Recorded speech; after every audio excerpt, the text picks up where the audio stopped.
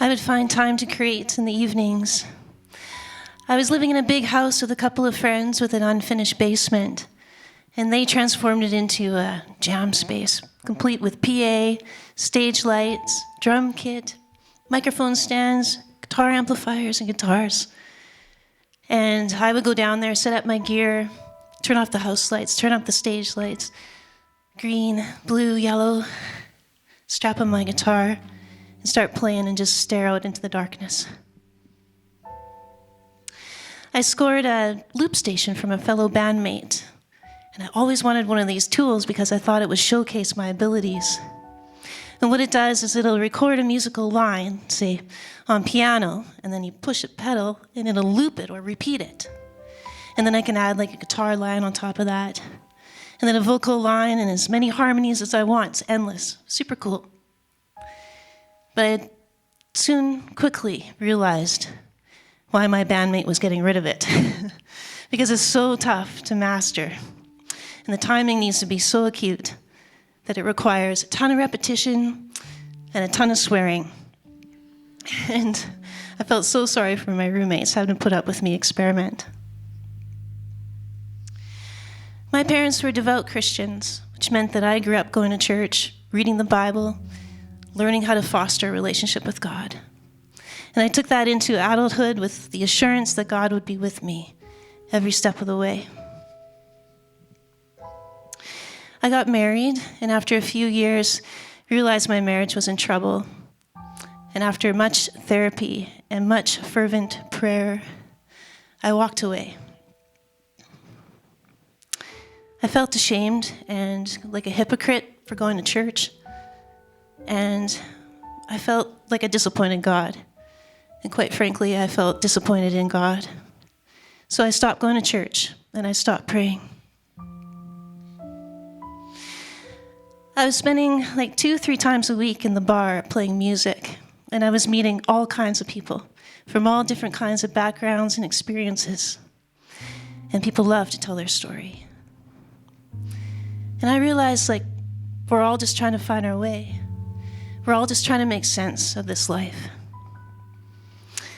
I needed to make sense of the disappointment and shame that I was feeling. I didn't want to think of God as keeping a record of my rights and my wrongs, or like I'm paying rent for a room up in a mansion in heaven. And instead, I thought, perhaps maybe it's not just me who needs mercy and grace and acceptance.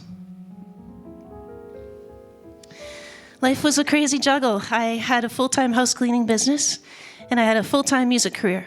And when you sign up to be a songwriter and you want to take your music somewhere, you also sign up to be the administrator, the bookkeeper, the booking agent, the grant writer, the biography writer, the press release writer, the website designer, the social media curator, so many hats to put on, with the constant pressure of being creative and owning your craft.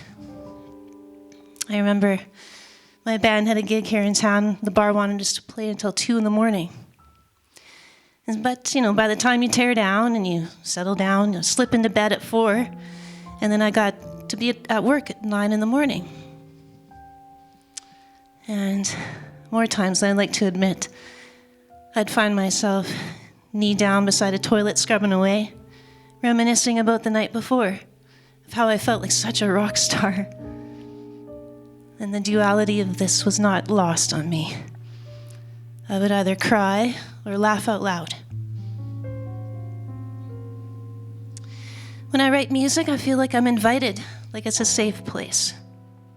And the line, "I don't really want it," just kept rolling around in my brain. It's kind of a dark line, but it has some power and some intention and action behind it. So I got the loop station out and laid down this groovy guitar line and sang that line over top of it. And then I just added some harmonies, one after another, and just let it just loop. And then I just sang over top of it. And the words just came to me. And it's in those moments where you realize it's a gift. And you just feel so humble to be a vessel. I took the chance to push, to deconstruct my understanding of God and all the teachings I had learned from up until then. And it refined my faith. Deconstruct to understand the world better, to live out your authentic truth in the world.